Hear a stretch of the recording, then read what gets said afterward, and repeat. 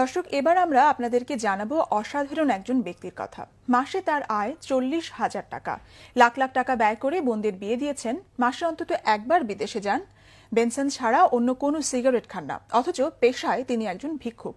বহুরূপে এই ভিক্ষুকের প্রতারণার কথা জানাচ্ছেন সানজিদ আহমেদ। ক্যামেরায় ছিলেন আল মাসুম সবুজ।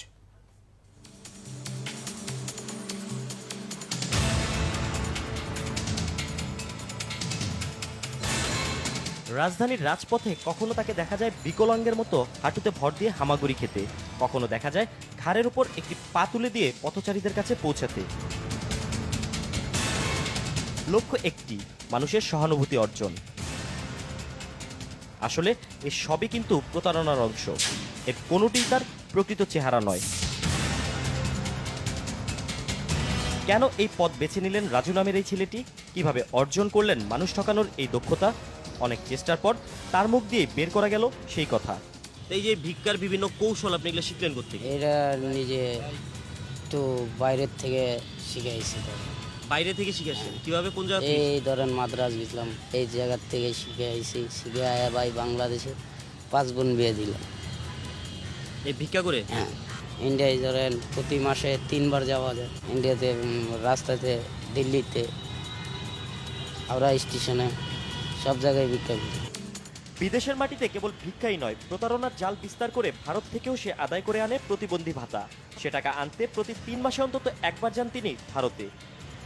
এই ধরেন বাইরে যাই, ভাতা মুতা আনি। কিসের ভাতা? এই প্রতিবন্ধী ভাতা আনি। কোথা থেকে? এই ইন্ডিয়ার থেকে। ইন্ডিয়ায় তুমি প্রতিবন্ধী ভাতাও পাও? হ্যাঁ। তোমার তো এখানে কোনো কাগজ কলমে নামই নাই, তুমি নাম ওই ভাতা জায়গায় পাও? নাম আছে।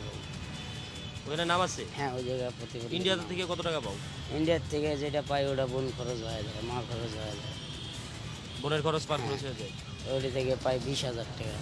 প্রতারণা হলেও এই পথে অর্জন কিন্তু তার একেবারে কম নয়, বরং অনেকের জন্য তার রীতিমতো ঈর্ষণীয়। ইনকাম হয় কেমন তোমার? ইনকাম ভালো হয় ভাই, 30-40 পাই। মানে 30,000 40,000 টাকা পাই প্রতি মাসে ইনকাম? পাই। রাজুর বাড়ি বগুড়ায়। প্রতিবন্ধী সেজে বিএনপির সিনিয়র ভাইস চেয়ারম্যান তারেক রহমানের চোখে পর্যন্ত ধুলা দিয়েছেন। আদায় করেছেন চিকিৎসা ভাতা সহ বগুড়ায় 50% জমি। বগুড়ায় ধরেন গলির ভিতরে ঢুকতে 3টা গাড়ি ঢুকছিলেন, 4টা গাড়ি আইছিলেন। পরে ঢুকতে দেখি তারেক রহমানও নেই। পরে ধরেন 2 ঠ্যাং আমার ঘাড়ে। পরে আমি ওনার পা চাপটে ধরছিলাম। পরে আমাকে ঝটকা মারে। পরে দেখি কোনো ঠ্যাং ছুটাইতে পারেনি। পরে দেখে ঠ্যাঙ্গের লগে ঝুলে আছি। পরে উনি আমাকে চিকিৎসায় পাঠায়। পরে উনি আমাকে চিকিৎসার থেকে পরে 50 শতক জায়গা দিছিলেন, এক বুড়িরে দিছিলেন 10 শতক, ওইটা দিয়ে পরে সব আওয়ামী লীগের মান্নান লয়ে গেছে। তো তোমার কিভাবে, তোমার কাছে জায়গা নিল কেমনে? হে ধরেন মেলা কিল গেটটি বোন আটকে দিছিলেন।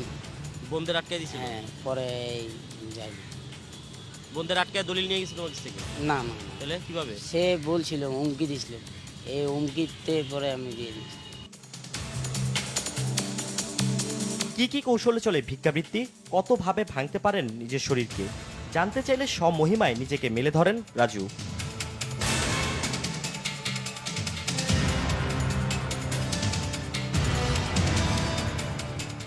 গত 8 বছর ধরে দেশ বিদেশে চলছে রাজুর এই প্রতারণা ভিত্তিক ভিক্ষাবৃত্তি। তার মতে এরকম আরো অনেক ভিক্ষুক বেশি প্রতারক রয়েছে দেশ জুড়ে। সানজিদ আহমেদ, বাংলা ভিশন, ঢাকা।